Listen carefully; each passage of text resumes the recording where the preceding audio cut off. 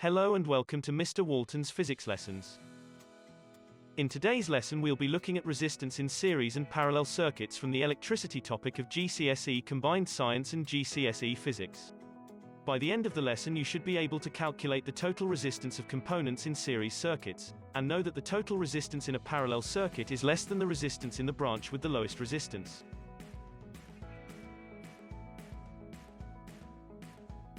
You should remember the formula to calculate resistance is potential difference divided by current.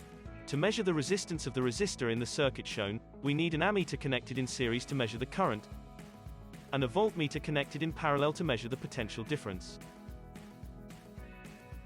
In order to rearrange the formula, you can use the formula triangle by covering the letter you're looking for.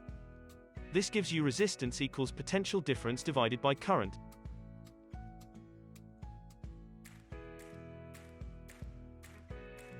And current equals potential difference divided by resistance.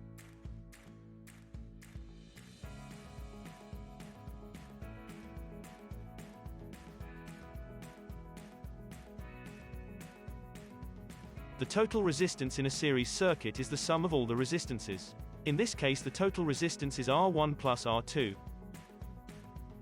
This is because the resistors have to share the total potential difference. The potential difference across each resistor is lower, so the current through each resistor will also be lower.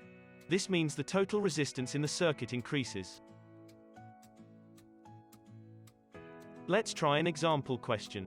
For the circuit shown in the diagram, calculate the potential difference across each component. If you want to try this for yourself, pause the lesson and restart when you're ready. Firstly, the formula we need to use is potential difference equals current times resistance.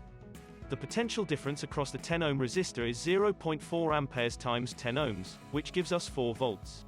The 30 ohm resistor gives a potential difference of 0.4 times 30 equals 12 volts. This means the total potential difference in the circuit is 16 volts.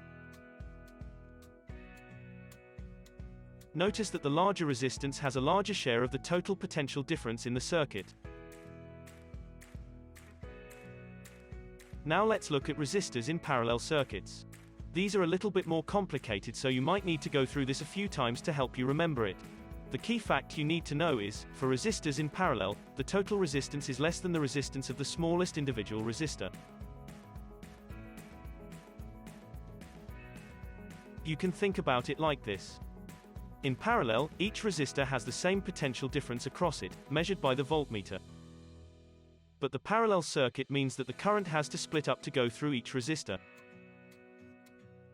This increases the total current that can flow around the circuit.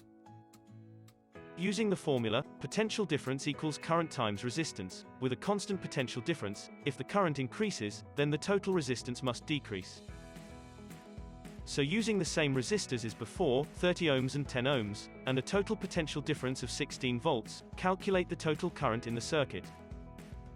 Firstly, we need to use the formula I equals V divided by R for each resistor. So for the 10 ohm resistor I equals 16 divided by 10, which is 1.6 amperes.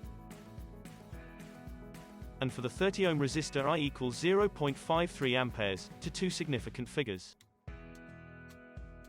So the total current in the circuit is 1.6 plus 0.53, which gives us 2.13 amperes flowing through the ammeter. This is larger than the 0.4 amperes flowing in the series circuit, so the total resistance must be lower in the parallel circuit. So you should now be able to calculate the total resistance of components in series circuits, and know that the total resistance in a parallel circuit is less than the resistance in the branch with the lowest resistance. If you found this lesson useful, please give it a like and consider subscribing to see future lessons. Thank you for watching. I'll see you in the next lesson.